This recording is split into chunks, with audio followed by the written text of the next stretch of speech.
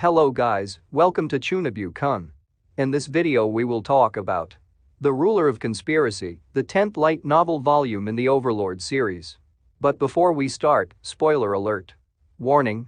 This video happens to contain a lot of heavy spoilers that are all originated from the Overlord Light Novel series. And please don't forget to like, subscribe my channel and hit notification bell for more videos, so without any further ado, let's get started. The prologue opens with Albedo conveying a course of heart-struck affection towards her master. She outlines a list of forthcoming duties.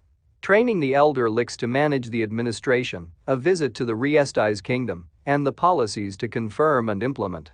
Albedo still has trouble following Ains's radiant plans and brilliant mind. Though, she takes on her duties with little complaint, as her heavy burden is service to her beloved master. After the founding of the Sorcerer Kingdom, Ain's old gown is in the former mayor's chamber, having moved in after taking over Irantal. Seated nearby in a corner of the room is Foss, one of the homunculus maids, who had kept steadfast vigilance on her master throughout the night. After Foss's shift is over, Fifth, another homunculus maid, moves into her shift. Ain's, Fifth, and the 8 edge assassins leave for the dressing room. Ain's feeling too inadequate to select his attire allows Fifth to select his outfit. For the day, he styles a vibrant crimson robe, adorned with gems instead of buttons, and further embroidered with gold thread. Ain's heads downstairs, Fifth opening the door to his study. On the balcony, he feeds his pet lip bug. As he seats himself, Albedo and the elder Licks make their entrance, and the organizational conversation begins. While so, Ain's finds out from a documented record that the merchants are refusing to enter his domain, leading to the steady decline of resources. Ain's pauses, then mention that he is not versed in legislation and law. Albedo concludes that this is because he has never been bound by laws. They move on to the proposals, some made by Ain's, in hopes the anonymous veil can protect his suggestions from instant implementation. Ain's accepts, presumably, Yuri's suggestion to start an orphanage which will help the children, provide work to the widows, and help integrate the next generation into the Sorcerer Kingdom. Ain's managed to convince Albedo to release Negrito and Pestana, who previously went against his word to defend the children, with no memory of the 8 Fingers incident. Later on, Aura and Mare come to visit Ain's.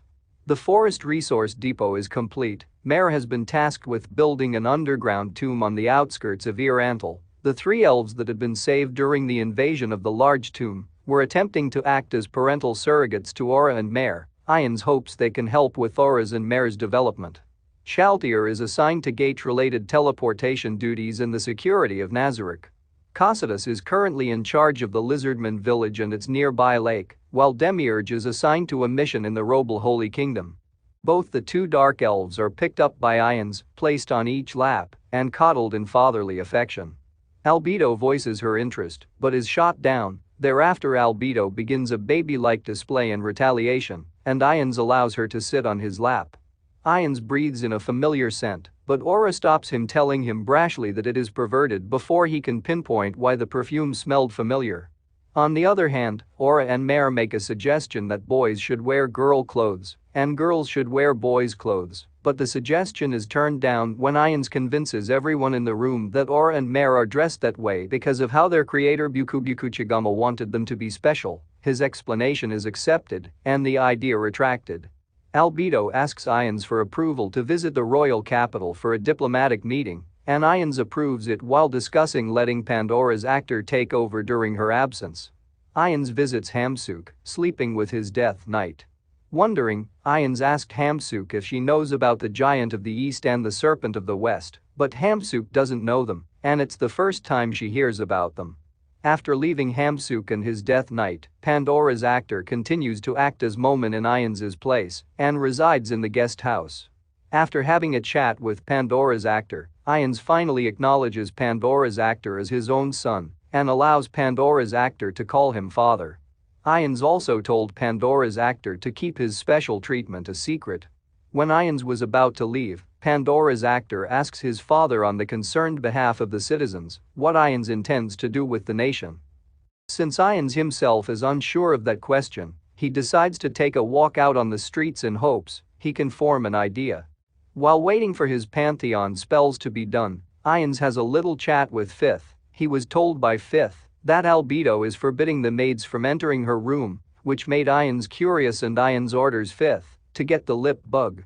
He summons 6 cherubim gatekeeper to protect him, and Fifth and was welcomed by the less populated streets of Antle. While walking on the streets, Ians starts a conversation with Fifth about their nation. Fifth told Ians that she is very happy in this country because Ians rules it, but no one came to greet their ruler, and it's upsetting her. After thinking about it, Ians finally decides to turn his kingdom into a utopia, a dreamlike world where all the races of the world must kneel before him. He also thinks about going down a path of ruling different from Demiurge and Albedo. Out of habit, he arrives at the Adventurers Guild. There he going to find out about greater danger coming towards him. And that's it for my video. Thank you everyone and stay tuned for my next upload. Until then, sayonara.